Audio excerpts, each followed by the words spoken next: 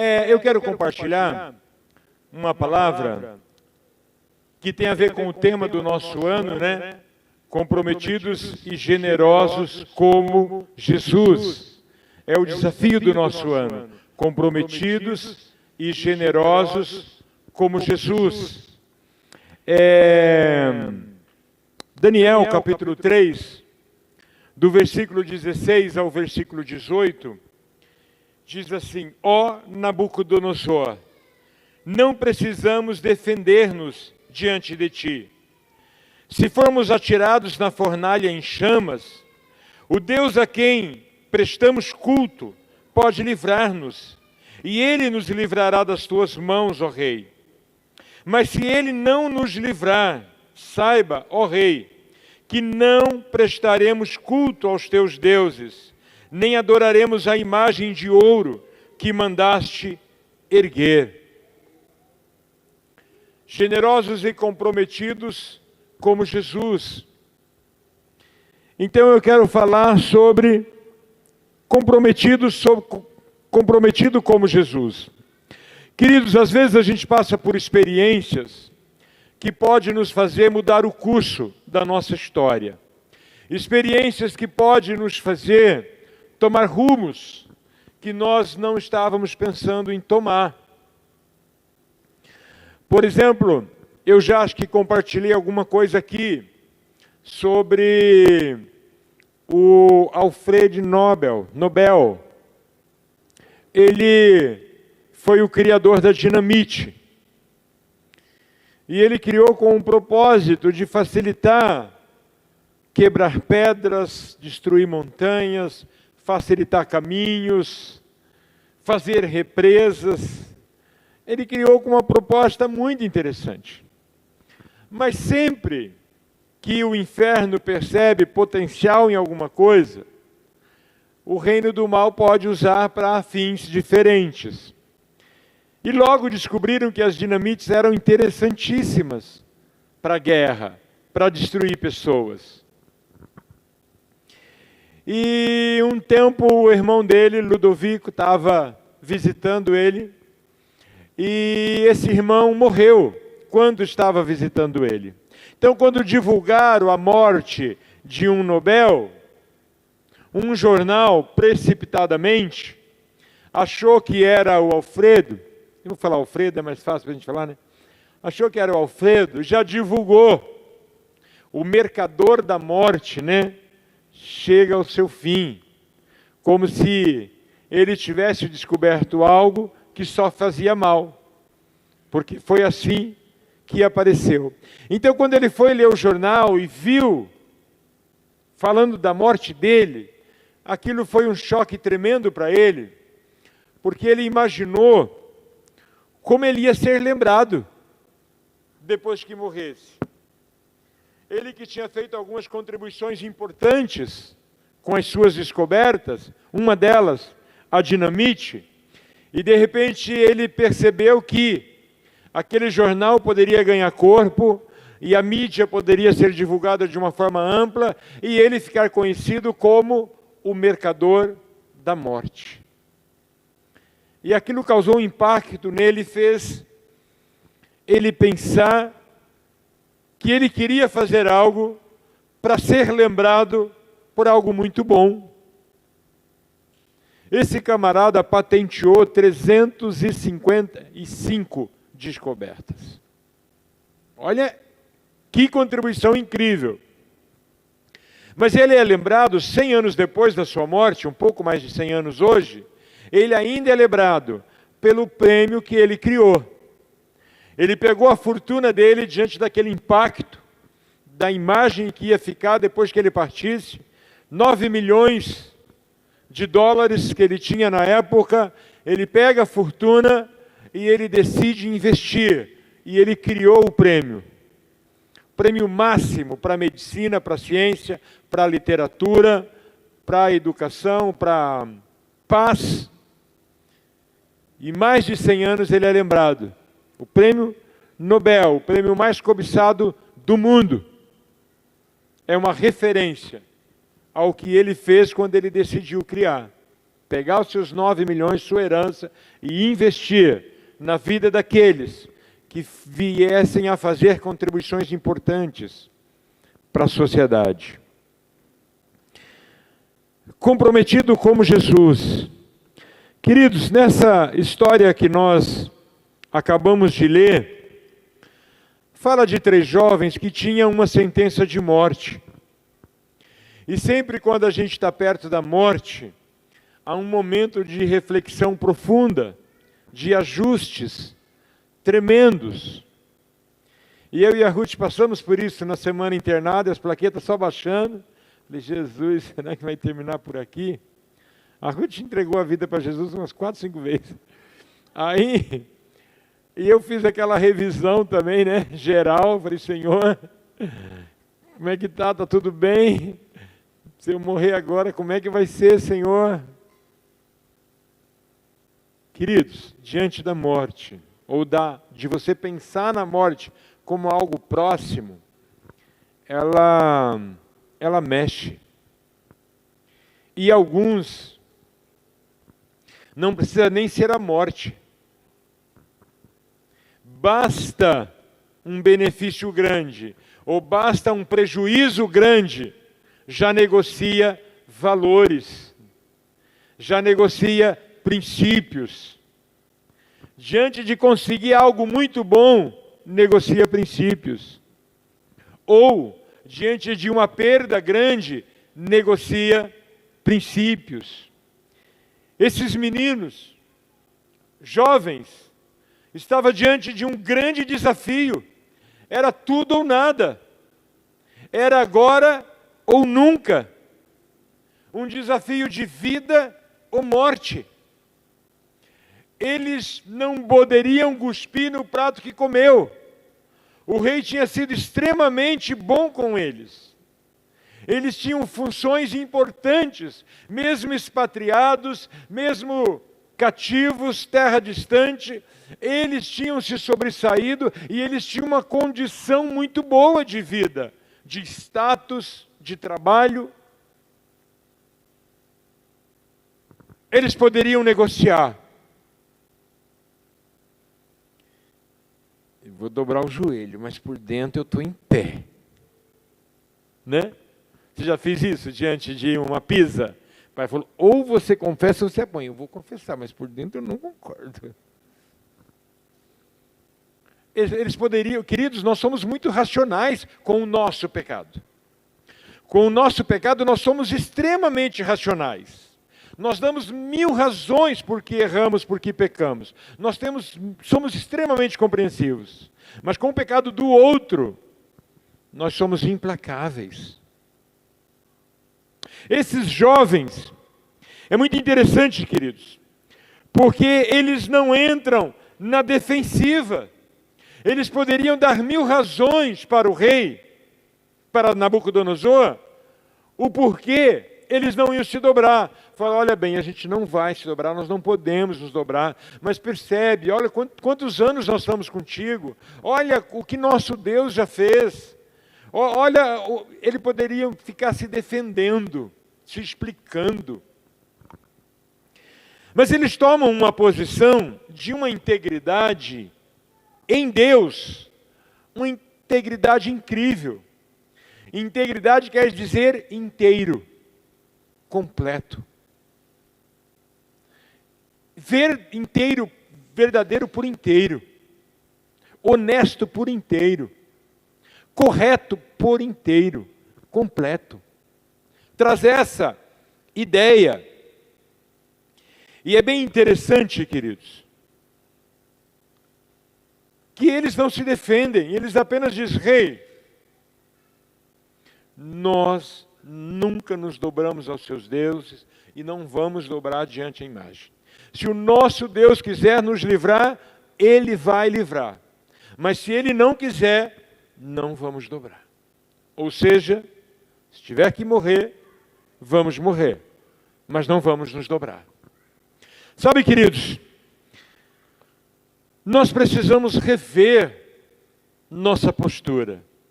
Diante de muitas coisas, é importante rever. Porque tem pessoas que falam, pastor, eu tenho que mentir no meu trabalho e eu não posso perder meu trabalho. Não, não é verdade, você não tem que mentir. Você optou por mentir, por causa dos benefícios que você não quer abrir mão para ser verdadeiro. Ah, mas pastor, eu preciso fazer coisas que eu não concordo no meu trabalho. É muito diferente, queridos, de você trabalhar numa empresa que você não concorda com a cabeça do patrão. Esses dias alguém falou assim, então eu estava pensando em trabalhar em tal lugar, mas se o cara for maçom, uma excelente oportunidade de você falar de Jesus para ele. Qual o problema? Se o patrão for maçom, for espírita, ou for um bandista, da quimbanda, seja lá do que ele praticar, seja lá um funcionário exemplar, decente, e você vai ser um testemunho lindo. Não é? Você pode se relacionar com queridos. Conviver com alguém não quer dizer aceitar o estilo de vida do outro. O que você não pode é comprometer o seu temor a Deus.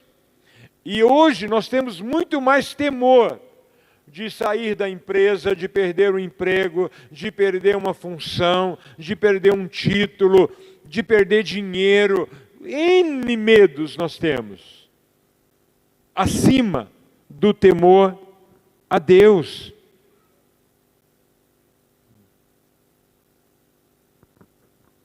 Queridos, eles estavam diante de uma situação que era ou se curvar, ou se curvar. Simples assim, essa é a questão.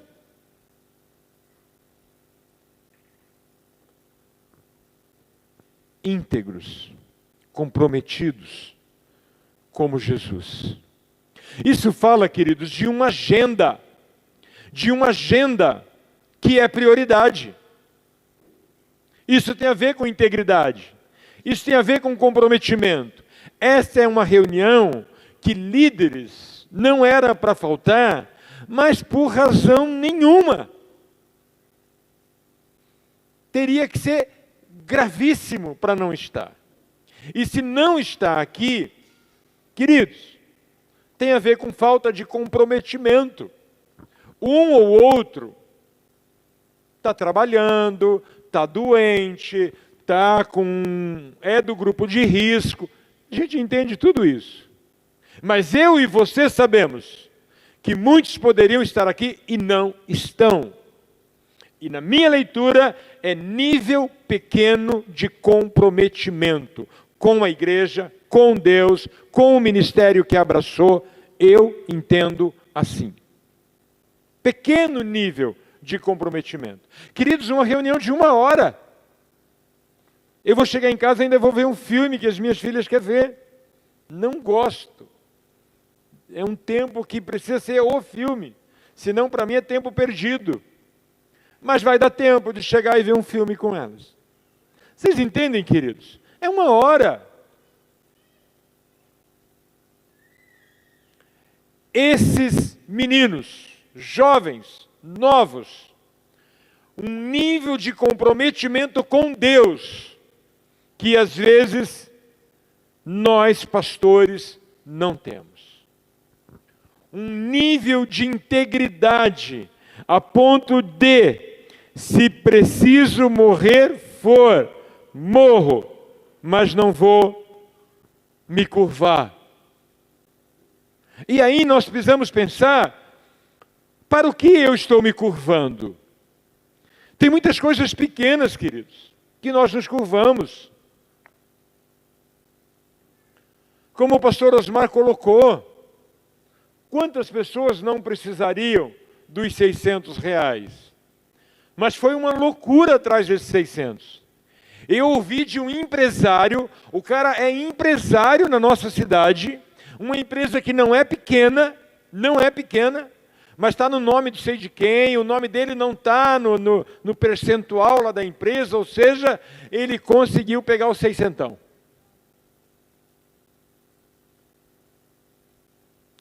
Sabe, queridos, nós nos curvamos diante de muitas coisas pequenas, diante de muitas coisas extremamente pequenas. E sabe onde está o problema? eu não quero ofender. Para não ofender a esposa, eu abro mão de alguma coisa. Para não ofender o esposo, eu relevo alguma coisa. Para não ofender o líder, eu relevo alguma coisa. Para não ofender o patrão, eu concordo em mentir. Para não ofender o supervisor, eu faço vista grossa para o erro dele e sou omisso. Entende? Então, na verdade, queridos, diante de um Deus puro, santo, íntegro, justo, honesto, correto, que é todo amor, mas é todo justiça, eu preciso diariamente tomar uma decisão. A quem eu escolho ofender? Se eu vou ofender a Deus, quando eu quebro princípios, ou se eu vou ofender o patrão, ou a esposa, a mãe, o pai, o filho, o tio, o vizinho, seja lá quem for. Diariamente, nós temos diante de nós uma escolha. Ou eu ofendo a Deus, quebrando princípios, concordando em mentir, em sonegar, em esconder, em omitir, em mil coisas que nós fazemos, para não ofender A, B, C, D. E eu esqueço que automaticamente eu optei por ofender a Deus. Porque Ele não pode conviver com esses extremos. Não pode conviver com esses extremos. Então, na verdade, queridos, nós temos diante de nós uma situação que é uma decisão, que é uma escolha diariamente.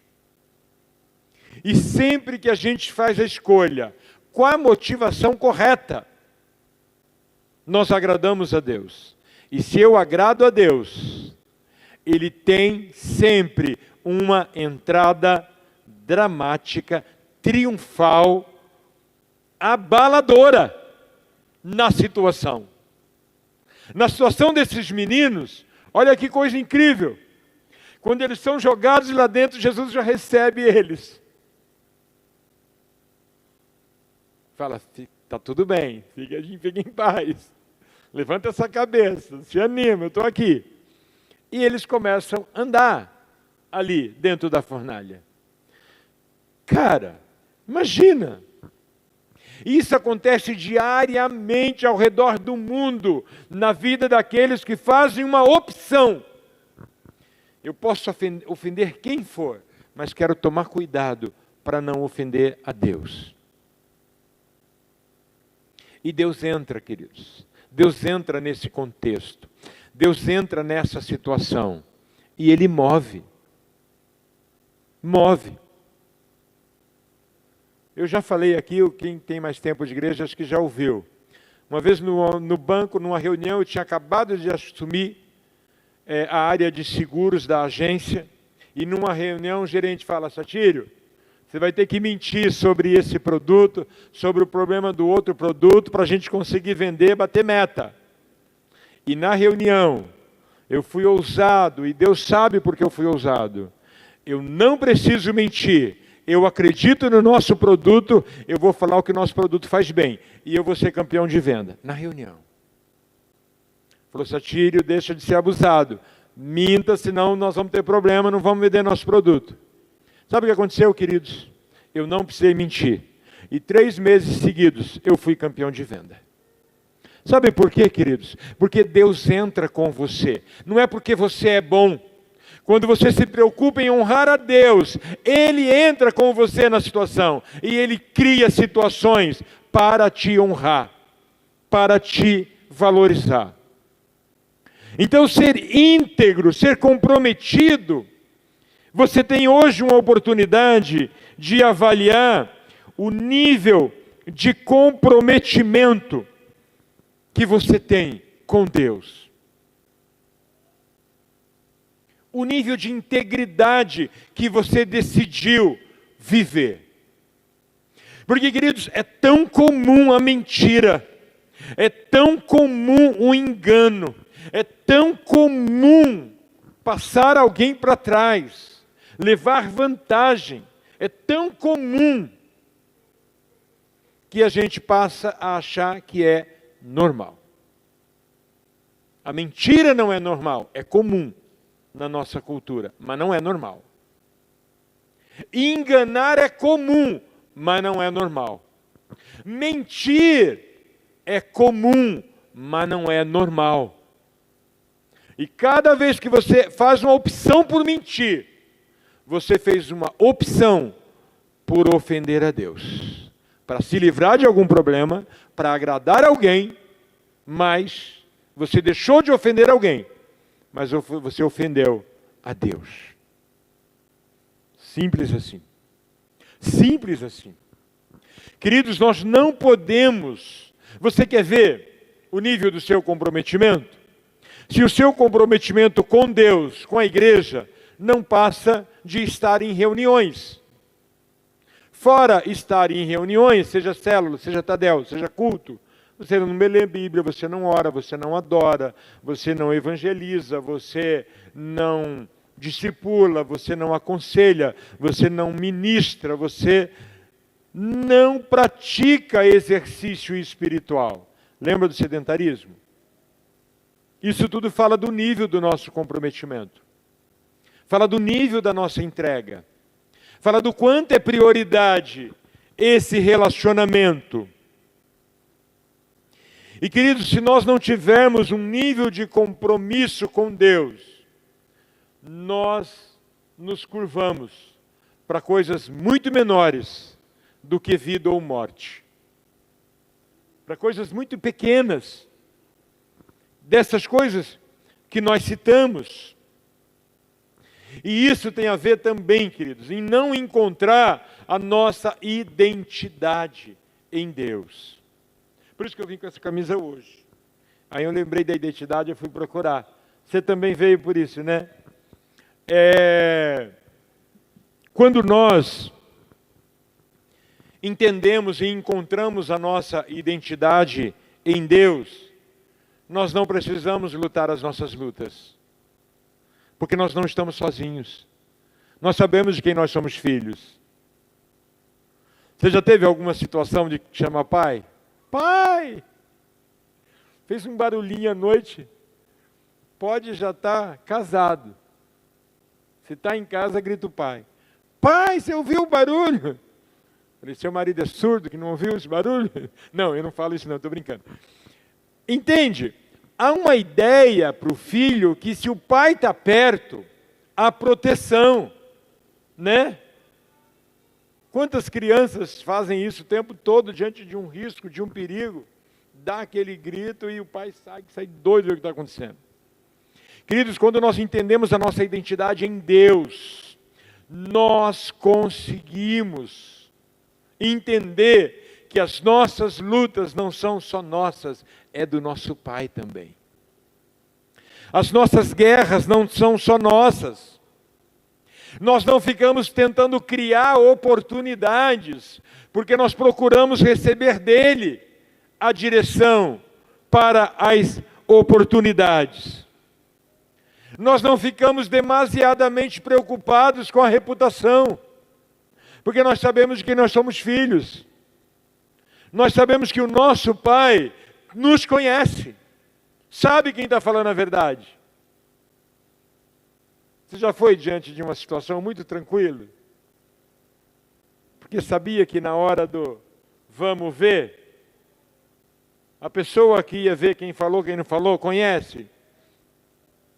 Conhece. Queridos,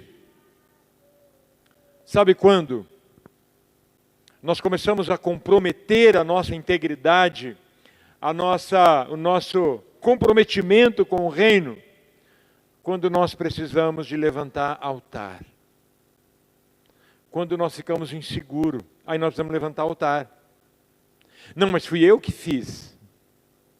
Não, mas fui eu que dei essa ideia. Não, essa sugestão foi minha.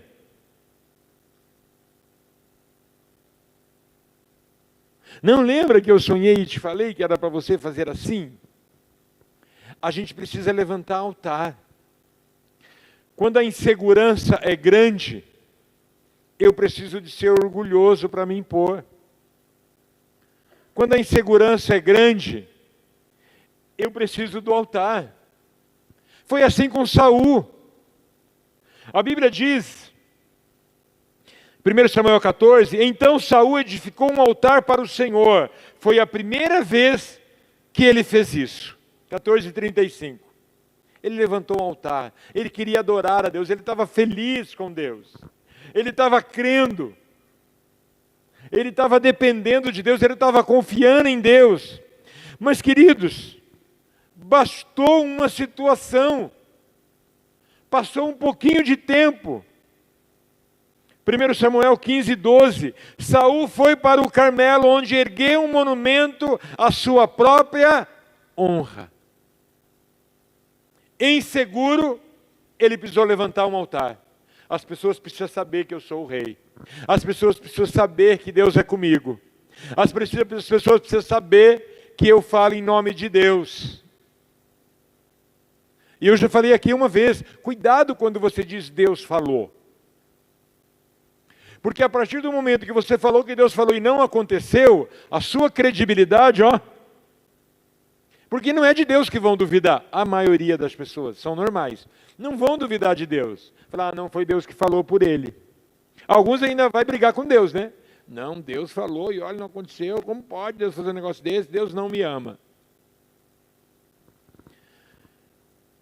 Queridos, quando nós precisamos de levantar o nosso altar, levantar a nossa imagem, quando a gente precisa colocar a foto do pastor na placa da igreja, já viram alguma igreja por aí? Com a foto do pastor? Quando precisa levantar altar, meu irmão, aí é sério o negócio. O boletim da igreja tem que ter a foto do pastor.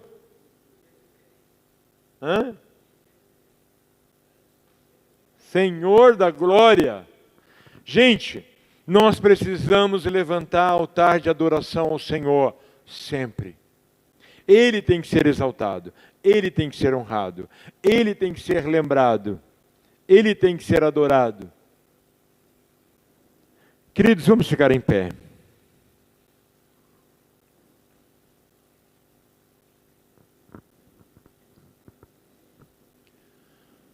Concluindo, sobre o que você pode estar se curvando?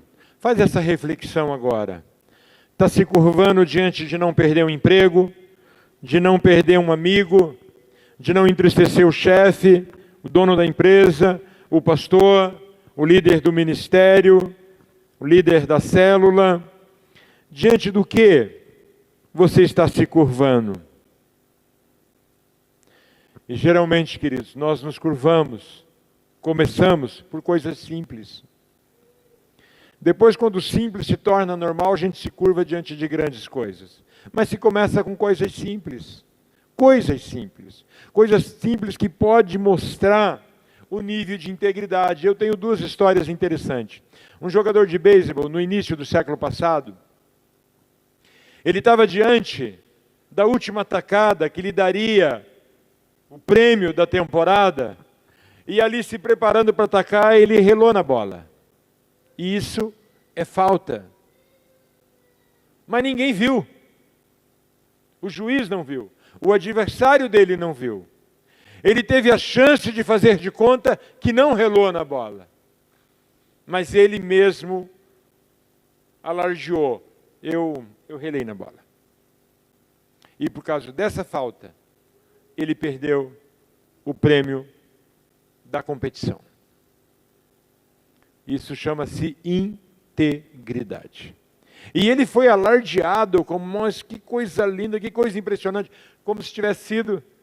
E ele falou, gente, se eu não tivesse roubado um banco, vocês iam estar me aplaudindo? Normal que fiz. E tem um corredor, esse é mais famoso, é mais conhecido, né? Que próximo da fita, ele está ali para ganhar, o cara que está na frente está ali para ganhar, de repente o cara tropeça, e ele tem a oportunidade de ganhar, porque o cara tropeçou. Ele vai, ergue o cara, e deixa o cara terminar, faltava poucos metros. E aí quando falaram para ele sobre isso, ele falou assim, o que eu ia dizer para minha mãe, quando eu chegasse para contar para ela que eu ganhei, nessas condições? Integridade. Queridos, o jeitinho brasileiro se difundiu de uma forma tão impressionante que nós achamos normal levar vantagem em tudo. O caixa deu troco errado, falei, é Deus que está me abençoando. Não é? Nós achamos ainda que é Deus que está abençoando, porque ela deu troco errado. É impressionante. Nós precisamos, queridos, entender que o maior legado que um pai e uma mãe pode deixar para um filho é um caráter de integridade. Não tem legado maior do que um caráter de integridade. E no nosso contexto de comprometido, faz isso pelo nível de comprometimento com Deus. Nós precisamos ter. Eu queria pedir para os líderes de redes, os pastores, começa a partir de hoje, mandar um relatório para mim dos líderes que estão faltando e por que estão faltando, os líderes de célula no Tadel. Lembram de fazer isso? Vê os seus líderes que vieram e quem faltou, vê por que faltou, passa para mim. Porque às vezes faltou por problemas e a gente pode ajudar a assistir, né? E ao mesmo tempo serve de uma pressãozinha para que não se falte por qualquer coisa, né? Amém? Nós vamos orar e logo em seguida tem a reunião das redes. Temos alguns minutos para a reunião das redes. Queridos, quero lembrar que esta semana é a semana do pastel. Cris, tem como o povo comer pastel na célula, quinta-feira à noite? Tem, ela já verificou. Então, células, faz de repente um momento de uma pastelada lá. Uns 2, 3 que compram pastel, come um pastel junto, vai ser bem legal. Amém? É uma maneira da gente ajudar a escola e vender mais cartão. Tá bom? Nos ajude, por favor. Queria lembrar aos irmãos que neste final de semana nós temos a matéria de capelania hospitalar. Então, se você sabe de alguém que gostaria de fazer, ajude a divulgar. Eu vou ver se a gente consegue ainda a arte hoje, para a gente começar a divulgar. Coloca na tua rede, nas tuas redes, divulguem, para que pessoas que estão querendo fazer o curso, nesse momento, no hospital, não está podendo fazer a visita hospitalar. Mas nós vamos fazer um plantão lá dentro. Caso, independente, aliás, do Covid ou não, nós vamos ter um plantão lá dentro. O hospital está organizando uma salinha para a gente dar plantão, para atender não só quem está hospitalizado, mas os parentes, os funcionários, os médicos, qualquer um da equipe que precisar de uma oração, precisar bater um papo, um conselho, vai ter alguém lá fazendo isso, né? Nós temos 8 ou 9 igrejas que participam do nosso projeto de capelanias no hospital. Então, quem quiser participar, faça o curso. Amém? Quero orar por você, em cima dessa palavra. Eu quero que você pense no seu nível de comprometimento. O nível de comprometimento é fácil de você perceber pela tua agenda. Qual tempo você tira para servir a Deus? Qual o tempo que você tira para servir pessoas? Porque quem não serve pessoas, não vem me falar que você serve a Deus. Que não combina, não bate. Não bate eu falar que eu sirvo a Deus, mas eu não estou disponível para ajudar ninguém. Não combina. Senhor, obrigado por essa noite, pela palavra que o Senhor trouxe para nós. Que seja um tempo de nós olharmos para o nível de integridade que vivemos, nível de compromisso que vivemos e buscar no Senhor sabedoria para nos doar dentro de um nível que nós vimos nessa história lida hoje. Esses jovens que decidiram morrer, mas não se curvar. E lá estava Jesus, aguardando eles para passear no fogo, coisa rara de se ver. Por quê? Porque eles foram recompensados pelo nível de integridade no seu compromisso com Deus. Ajuda-nos a ter mais temor de Deus do que do patrão, mais temor de Deus do que ficar sem salário, mais temor de Deus do que desagradar pessoas, temer mais a Deus do que pessoas ou circunstâncias ou situações. Por favor, Pai, trabalhe em nós isso, nós precisamos. Nós já te agradecemos, Pai, em nome de Jesus. Amém.